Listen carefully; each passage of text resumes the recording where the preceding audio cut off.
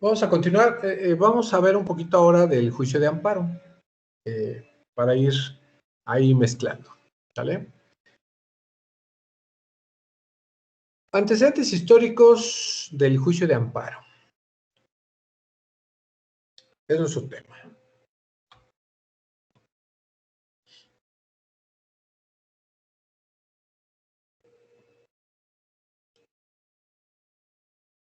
Recuerden, vamos a ver de dónde surge o cómo es que surge el juicio de amparo. Bueno, nos vamos a ir más o menos a 1744, 7 de enero. Se crea por primera vez el juicio sumarísimo de amparo y está en la Constitución yucateca en el artículo 8. Recuerden que para esas fechas de 1700 eran federaciones, lo que hoy conocemos como la República Mexicana no estaba dividida por estados, sino por federaciones. Una de ellas era la Federación de Yucatán, algo así se llamaba en su momento, y bueno, pues fue en la que apareció en 1744 el juicio sumarísimo. De ahí pasamos a 1762, por allá del 4 de junio, y había una complementación por la Real Audiencia en la que se establecía el juicio de amparo en normas de carácter federal. Para 1812, ya nos acercamos ya a los 1800, recuerden que principalmente en los 1700 estábamos nosotros gobernados por Nueva España, o bueno, por España, y que éramos denominados Nueva España, y que, bueno, pues teníamos reglas principalmente españolas. Ya para 1812 se reguló esta situación en un reglamento de audiencias y juzgados de primera instancia que fue expedido por las Cortes de Cádiz, ya para 1812, donde se establecía que todas las personas que en cualquier provincia de la monarquía sean despojadas o perturbadas en la posesión de alguna cosa profana o espiritual, sea eclesiástico, lego o militar, el perturbador acudirá a los jueces letrados de partido para que les restituyeran o amparen y estos conocerán de los recursos por medio del juicio sumarísimo. ¿Sale? Así se establecía, algo muy raro. Bueno, ¿quiénes se consideran los padres del amparo mexicano? Bueno, son una influencia de los desarrollos conceptuales de Manuel Crescencio García Rejón y Alcalá, que era un filósofo, y como todos sabemos, de Mariano Otero, que pues era el jurista. Y gracias a él tenemos la fórmula Otero, que veremos más adelante. Bueno, pues ya con la creación del acta constitutiva y de las reformas del Congreso Constituyente, por allá del 18 de mayo de 1847, surge con dos instituciones plenamente delimitadas: un control político de constitucionalidad de las leyes que aplicaba el Senado de la República y un control jurisdiccional de constitucionalidad de manos de jueces al que podían acudir los particulares para enfrentar los ataques de los poderes públicos. Se establecía un tribunal federal en el cual pues estaba a cargo un juez de distrito. Hoy sigue en función un juez de distrito que depende del Tribunal de Justicia Federal. Amparará a cualquier habitante de la República en el ejercicio y conservación de los derechos que le conceda la Constitución. Y en 1850, en el Acta de Reforma, se estableció en el artículo 25 del Acta de Reforma un principio digno de un pueblo verdaderamente libre, escudo del ciudadano contra la arbitrariedad de las autoridades supremas. Problema que, de anunciarlo así, sin una ley de reglamentación, fue un elemento de discordia en una desquiciada sociedad. Imagínense, estamos en 1850.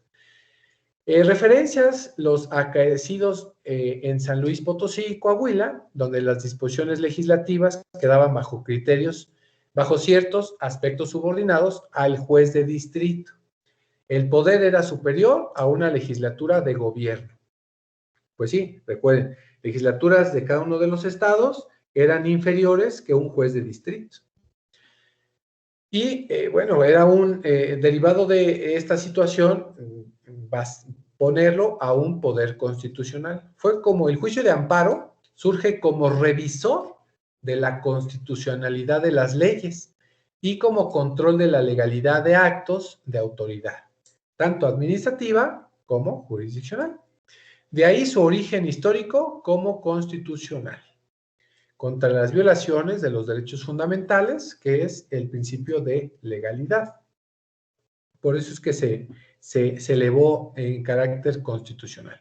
¿Cuál fue la solución para regular el amparo? Bueno, la Ley Constitucional de Garantías Individuales de 1849 de Mariano Otero, la Ley de Amparo del 3 de febrero de 1849 de Vicente Romo, una iniciativa de la Ley Reglamentaria de 1852 de José Urbano Fonseca, y para el 5 de febrero de 1857 se proclama la nueva Constitución Federal, compromiso expuesto en el Plan de Ayutla en los Estados Unidos, que vuelvan al orden constitucional.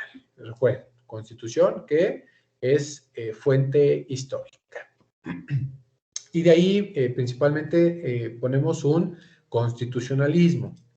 La emisión de una norma que reglamentara el amparo mexicano se da bajo la sombra de varios intervencionismos extranjeros. Carlos Marx en su última publicación mencionó que México, con una guerra en pie, se da el tiempo para realizar un instrumento legal para proteger las garantías constitucionales. Imagínense, Carlos Marx en Estados Unidos. También un intervencionismo y que decía, ok, está en constante lucha con intervencionismos españoles, ingleses y franceses. Y bueno, pues la aplicación de los derechos del hombre. El problema de la legislación secundaria que reglamentara a los derechos del hombre tenía dos vertientes. Primero, la difícil construcción de institucionalidad en torno a la vigencia de los derechos públicos subjetivos. Y la segunda, la prudencia en la generación de interpretaciones asociadas a los derechos públicos subjetivos.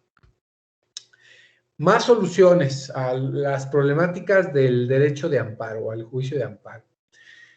Uno fue el proyecto de la Ley Orgánica de Procedimientos de los Tribunales de la Federación, que en su función, el artículo 102 y 101 constitucional referían al juicio de amparo. Y esto fue presentado por Mariano Riva Palacio, José de Linares e Ignacio Mariscal, por allá en 1861, y la base de esta solución principalmente al amparo fue la Constitución Americana, pero no fue al amparo. Recuerden que el amparo o el juicio de amparo fue creación mexicana.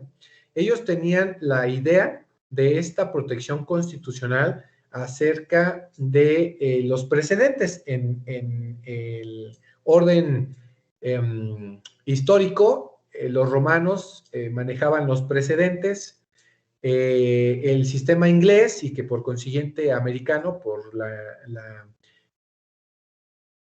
el yugo inglés de Norteamérica fue inglés, bueno, pues fue igual los precedentes, los famosísimos precedentes, que hoy los conocemos como jurisprudencia, en los precedentes de acuerdo a la forma que México tomó de los precedentes romanos y americanos, fue la reiteración de criterios. Recuerden que para hacer jurisprudencia nosotros tenemos la reiteración de criterios de 5 asuntos o 5 resoluciones de forma igual y contra una en contrario para hacer jurisprudencia por reiteración. De ahí nosotros tomamos de los precedentes, porque nosotros no manejamos precedentes, nosotros manejamos reiteración.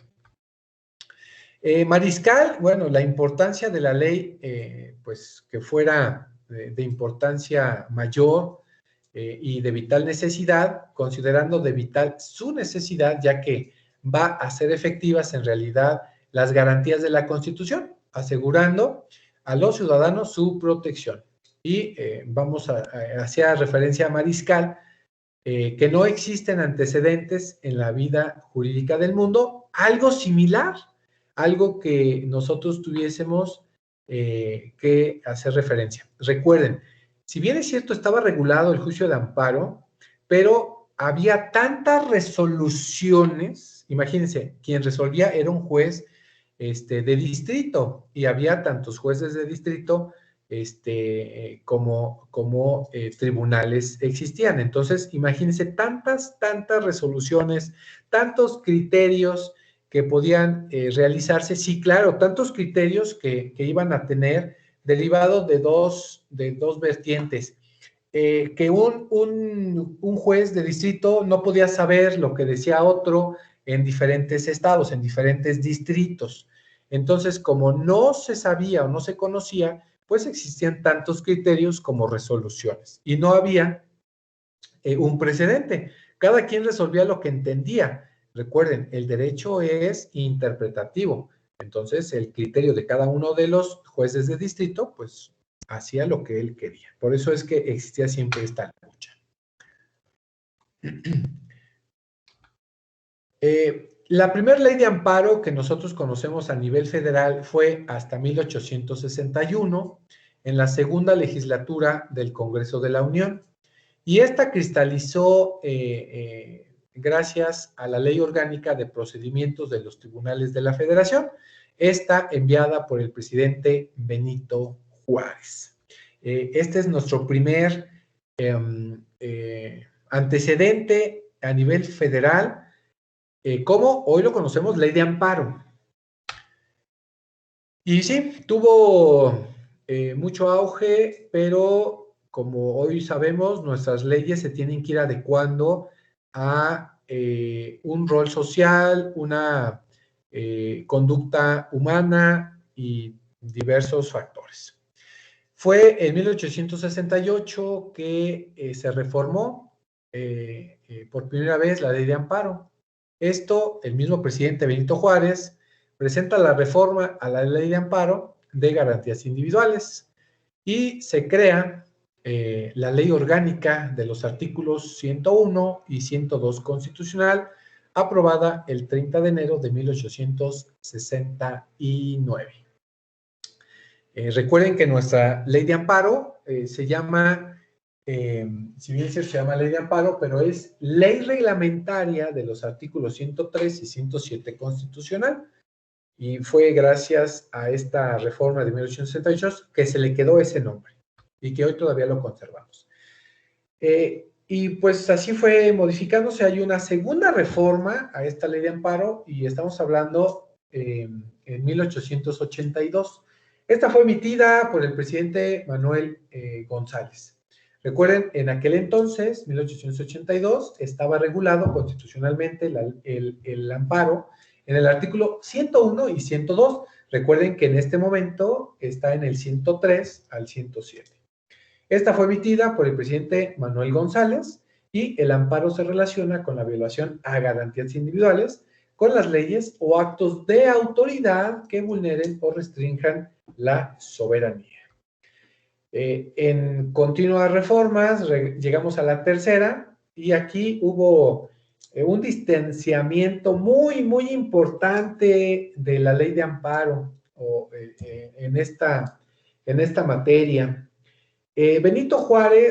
A Porfirio Díaz, por allá en 1895, se le ocurrió bajar de categoría a esta materia del juicio de amparo.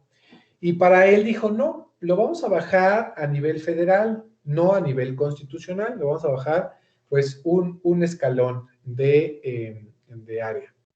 Primero, se expide el Código de Procedimientos Civiles Federales. En este Código de Procedimientos Civiles Federales, en el artículo 49, 50 y 60, hacía referencia al amparo. Entonces, desaparece el área constitucional del 101 y 102 constitucional y quita esa referencia constitucional y la baja al Código de Procedimientos Civiles Federales y lo refiere en estos artículos 40, 50 y 60, que referían al amparo.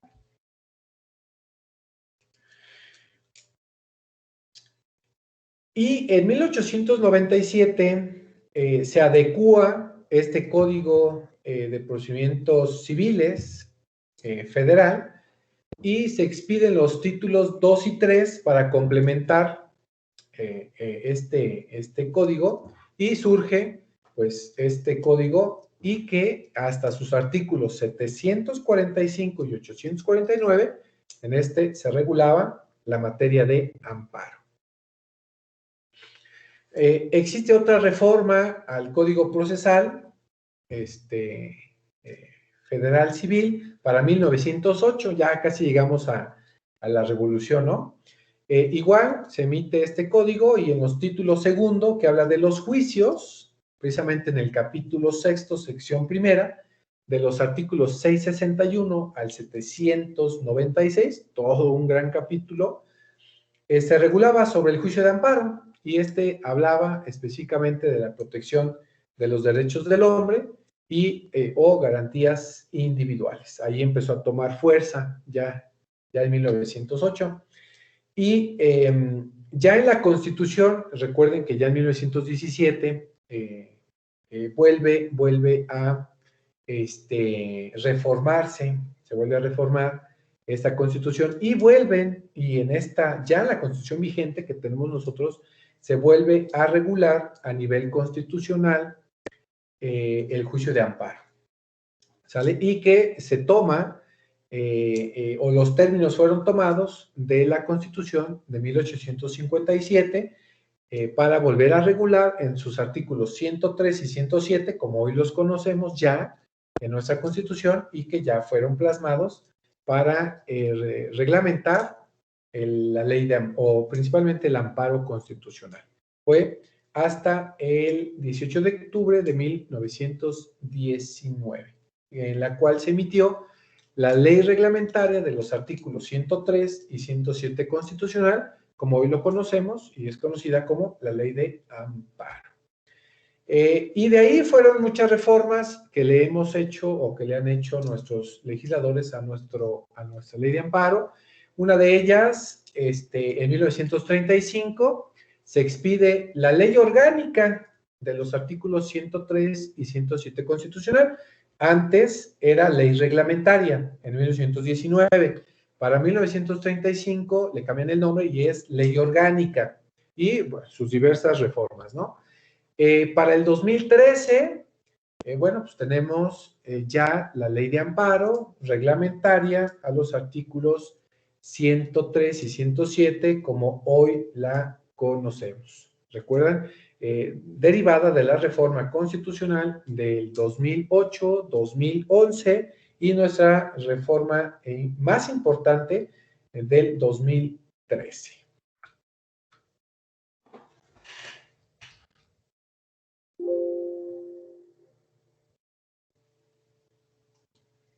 ¿Dudas aquí?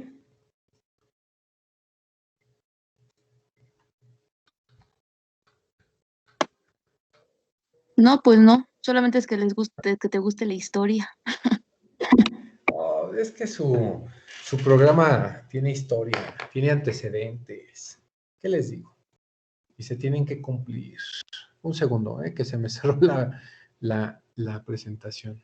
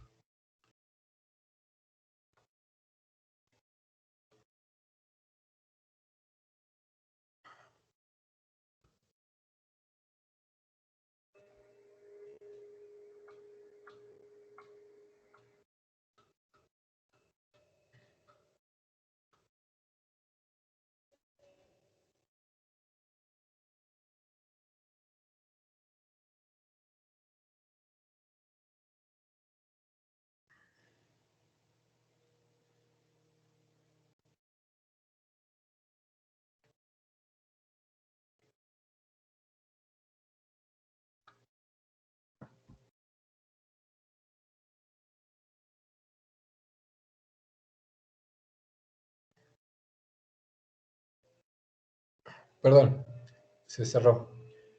Recuerden que para llegar a la del 2013, como hoy la conocemos, tuvimos que pasar tres previas. La de Miguel de la Madrid, de 1986 y 1987. Después Zedillo reforma esa ley orgánica. Felipe Calderón, recuerden, lo que fue los derechos humanos en el 2011 y la que hoy es vigente, la del 2013, como ley de amparo reglamentaria de los artículos 103 y 107 constitucional. ¿Sale? Es la que hoy conocemos. Esto fue el 2 de abril del 2013.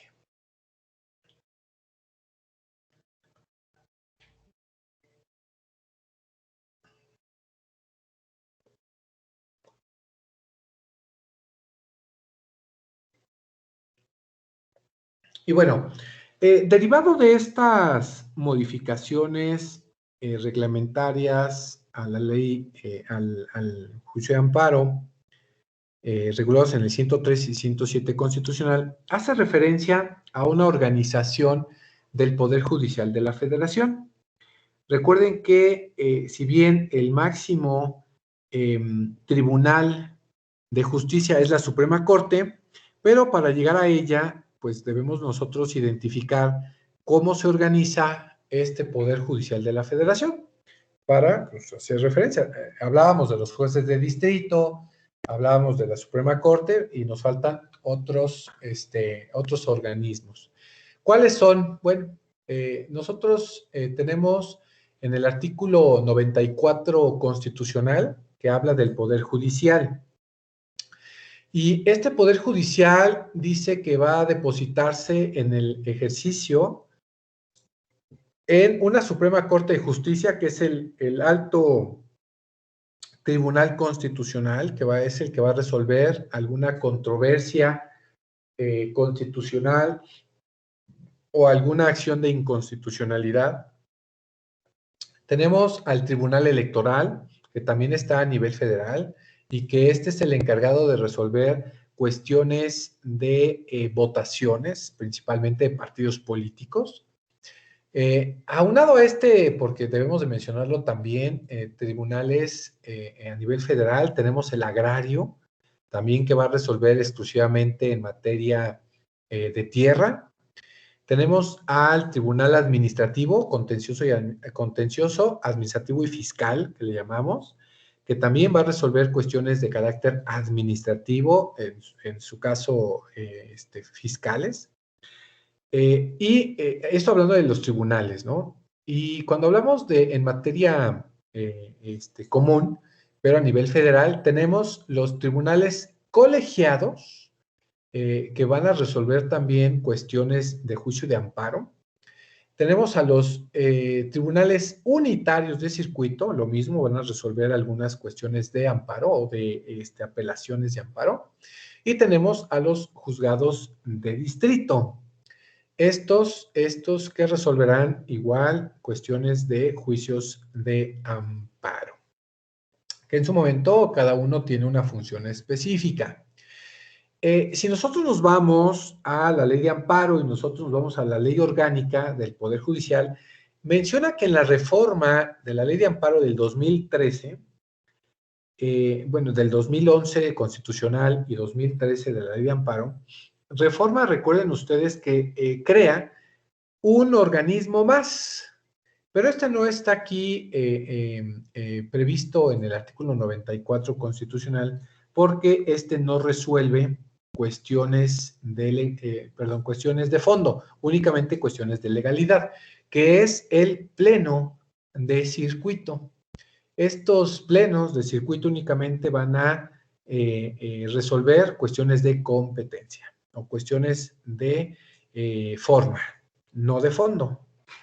Únicamente van a ver qué es qué norma y qué ley es la que se debe de aplicar. Esto regulado en el 94 constitucional. Y dice que la administración, vigilancia y disciplina del Poder Judicial de la Federación, con excepción de la Suprema Corte de la Nación, estará a cargo del Consejo de la Judicatura Federal. Y no sé si lo han visto, si ustedes van mucho al sur, por acá por el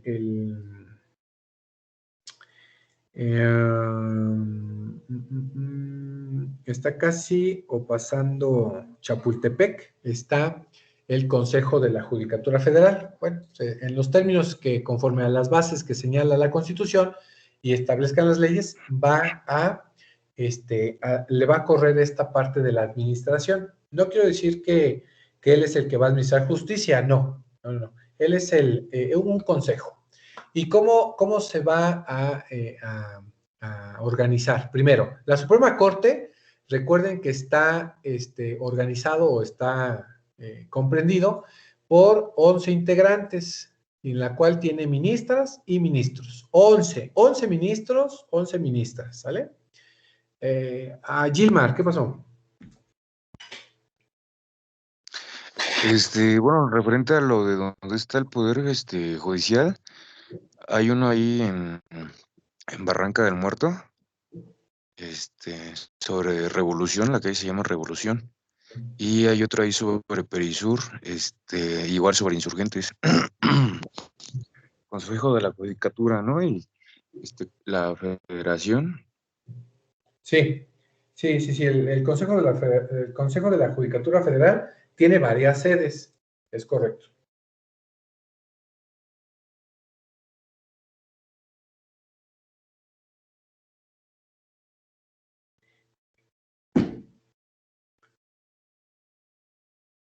Bueno, eso en cuanto al Consejo de la Judicatura Federal. La Suprema Corte, recuerden que la Suprema está ahí al lado de Palacio Nacional, ahí es su sede principal. Y ahí están los 11 ministros. Ya tendrán ustedes oportunidad de ir a visitar, ya que pues se quite esto de la pandemia y podamos asistir. Y estos ministros, 11 miembros, están funcionando bajo dos situaciones. En pleno, cuando funcionan los 11, y que por ahí en el YouTube tiene un canal en la Suprema Corte, y ustedes pueden ver cómo se desarrolla en el pleno, también en las salas. El pleno, cuando funcionan los 11 en una misma sala, o están por se llama pleno, o cuando se dividen, funcionan en salas, en estos mismos 11 integrantes se dividen en 2, 5 y 5 en cada una de las salas, y que, bueno, pues cada una de las salas conoce de distinta materia. Eso en cuanto a la Suprema, que es el alto tribunal, ¿no? Este Consejo de la Judicatura que hablábamos determinará el número, división de circuitos, competencia territorial y especialización por materias, entre las que se incluirán la de radiodifusión, telecomunicación y competencia económica. Y bueno, pues ahí nosotros ya verificamos, o que ya identificaremos que el Consejo de la Judicatura Federal es el que organiza pues el sistema jurídico nacional. Y habla de los tribunales colegiados, de los unitarios y de los juzgados de distrito. Asimismo, mediante acuerdos generales, va a establecer cuántos plenos, que son los de creación de la reforma de la Ley de Amparo del 2013. Los plenos de circuito atendiendo al número y especialización de los tribunales colegiados que pertenezcan a cada circuito. Y bueno, las leyes determinarán su integración y su funcionamiento. Cuando hablamos de la Suprema, el Pleno de la Suprema Corte estará facultado, ya sabemos que el Pleno es el alto tribunal. Abajo del Pleno están las salas. Cuando hablamos del Pleno, está facultado para expedir acuerdos generales. Por ejemplo, el Pleno se encargó, en esta ocasión que vemos nosotros de pandemia, de informarnos que se iban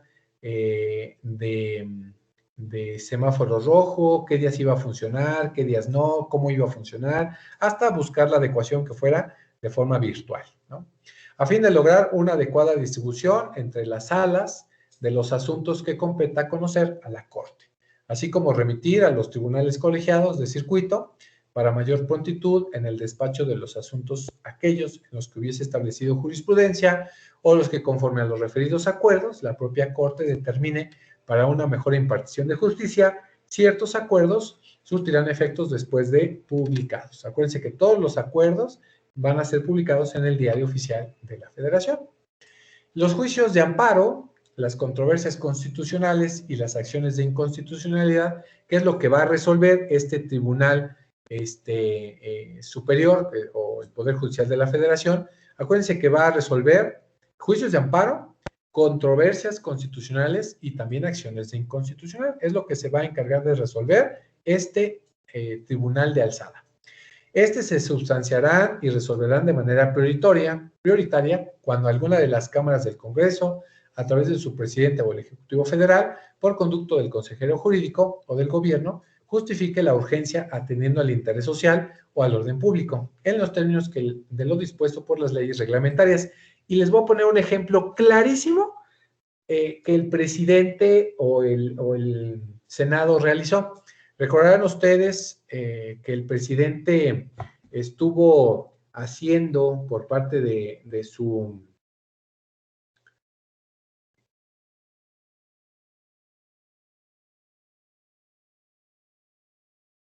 Estuvo haciendo una encuesta,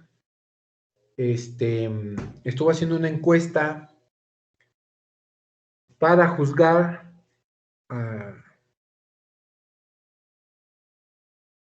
desde Gortari, ¿no? Pero él nada más quería juzgar a Gortari, a Fox, a Calderón y a Peña Nieto, ¿no? Quería juzgarlos que porque no sé qué, y que habían dicho no sé qué, y no, ni me acuerdo. Bajo esta circunstancia, recordarán que no juntó el presidente a través de Morena los requisitos señalados para, pues, que se hiciera este juicio político.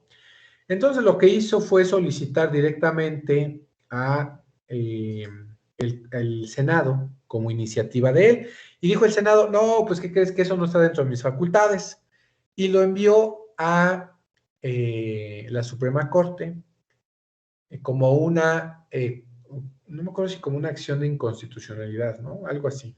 Lo mandó a la Suprema Corte, y la Suprema Corte, por allá de marzo, abril o mayo, no recuerdo el mes exactamente, el año pasado, que en una sesión que tuvo, una de las primeras sesiones virtuales, muy visitada, en vivo, en la cual determinaron que no iba a haber juicio político contra estos presidentes directamente, o sea, no iba a ser como el presidente lo quería.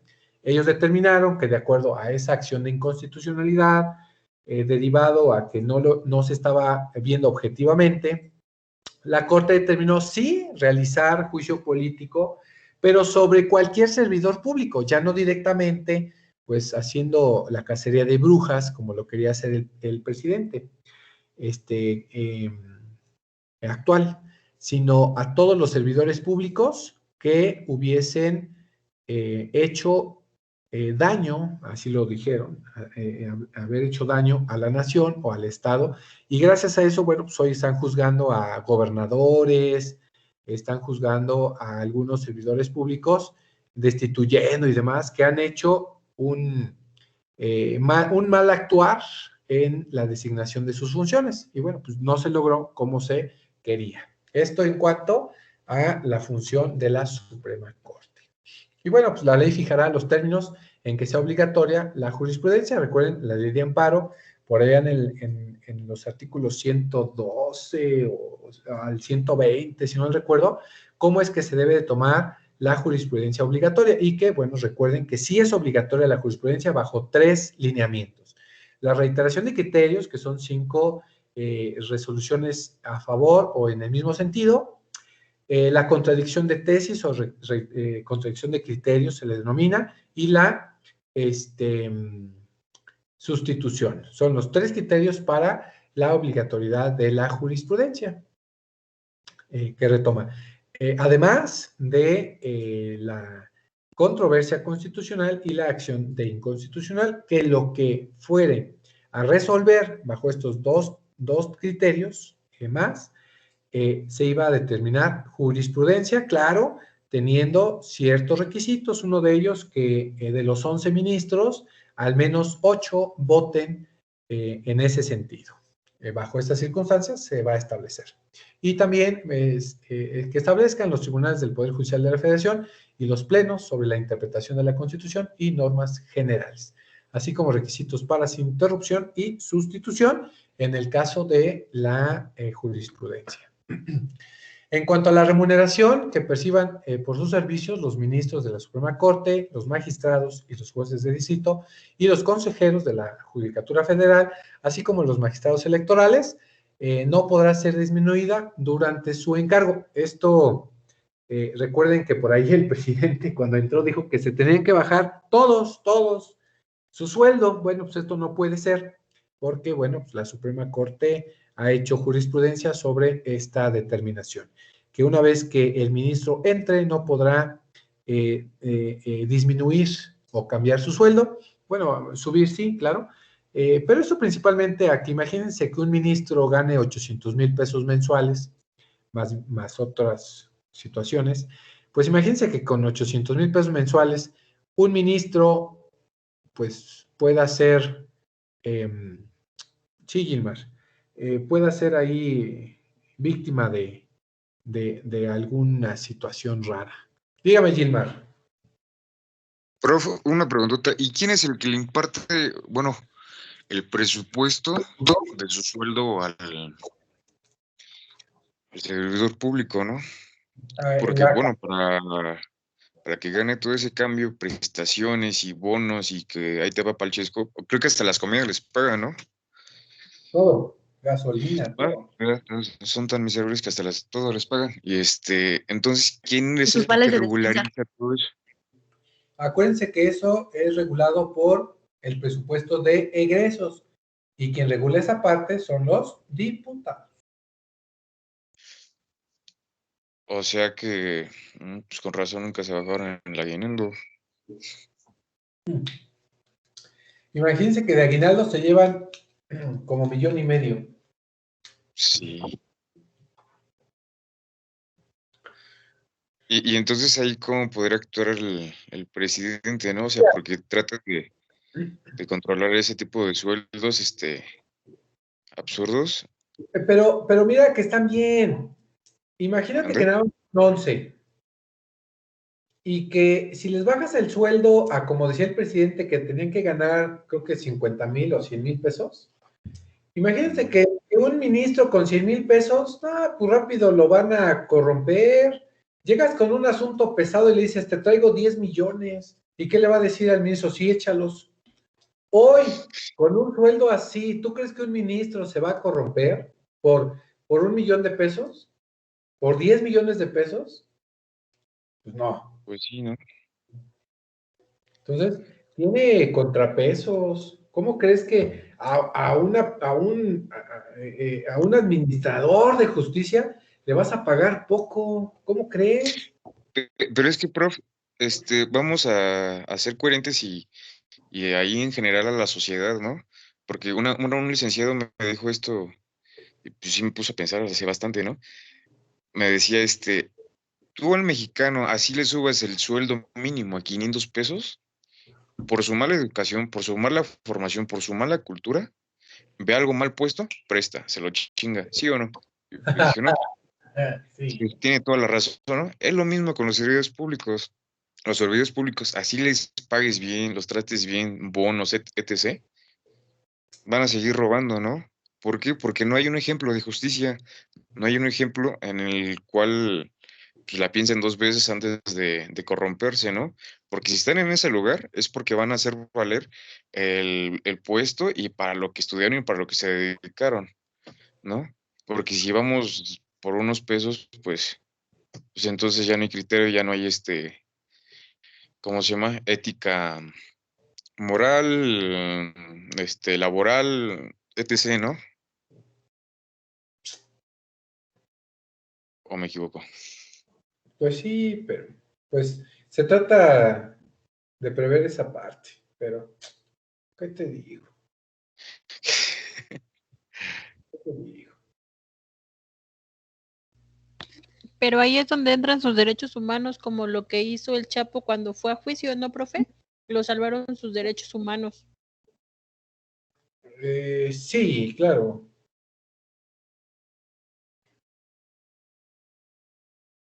Sí, definitivamente. Es que todo va, todo tiene un trasfondo.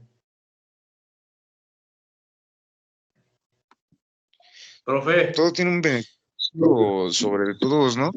Porque pues la profe, justicia no se imparte a igual, por ejemplo, los Cienfuegos, el Chapo, Duarte, de hecho a Duarte lo peleé en la Corte Internacional, ¿no? Por lo que hizo, por lo de los niños, de cáncer y las medicinas. O estoy mal. Pues, Entonces, creo que ahí la justicia nada más va por conveniencia, ¿no? Porque pues están las pruebas de cómo los servidores públicos, así igualito que el Chapo, que todos los delincuentes actúan de la misma manera y pues creo que robar es robar. Aquí en China es lo mismo, ¿no?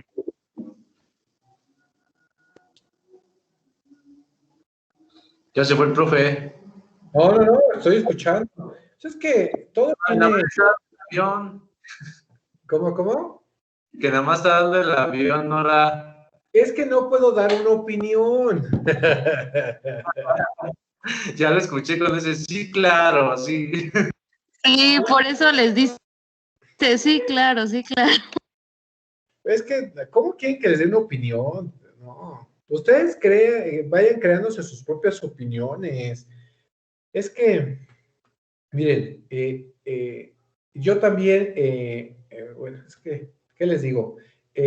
Hay ciertos momentos en que le tienes que entrar a este sistema y porque el sistema está muy amañado ya y que si te lo permiten y no te sale tan caro y te deja ganar, ¿cuántos abogados no le entran? Muchas personas. Hablamos de derechos, pero por eso les decía al principio, parecen desechos humanos, ¿no? Los desechos inhumanos que les llamamos. Entonces, ay, ¿qué les digo? Como académico, como catedrático, pues tenemos que enseñar a estas nuevas generaciones prever y prevalecer ciertos lineamientos y no a la corrupción, es algo importante. Inexistente, ya no existe eso. Nunca ha existido, hay que traerlo al día, ¿no? Pues es que creo que entonces, como abogados, en mi propio criterio, agarraríamos cada caso como nos convenga, ¿no? Si nos conviene hacer perder al cliente, pues voy a hacer eso. Si me conviene hacerlo ganar, me voy a ir por lo que me deje más, ¿no? Ah, claro, y vamos un poquito hacia los viejos abogados. ¿No han escuchado ustedes a un cliente que dice, no, es que mi abogado se vendió y por Sí. eso perdió? Pues claro, porque el derecho es interpretativo. Tú puedes tener 2 o 3 estrategias para defender un asunto. Te llegó un asunto X y tú puedes analizar 3 estrategias distintas para llevarlo.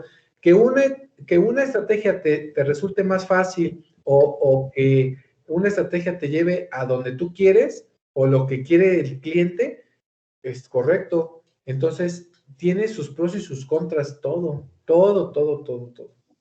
Profe, Sí. hay que exprimir al cliente lo más que se pueda. ¿Cómo? Hay que exprimir al cliente lo más que se pueda. Ah, no, mira, no es que hay que exprimirle al cliente más lo que se pueda. Nosotros como abogados tenemos una fama terrible.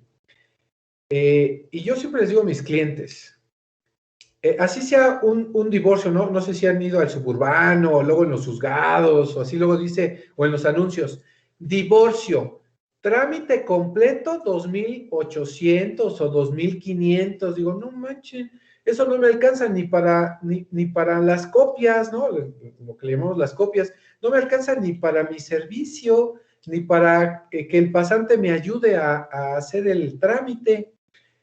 Cuando, por ejemplo, yo en muy particular, un divorcio lo cobro en 15, en 13,000 pesos. Si son cuates, hasta en 10, pero no 2,500.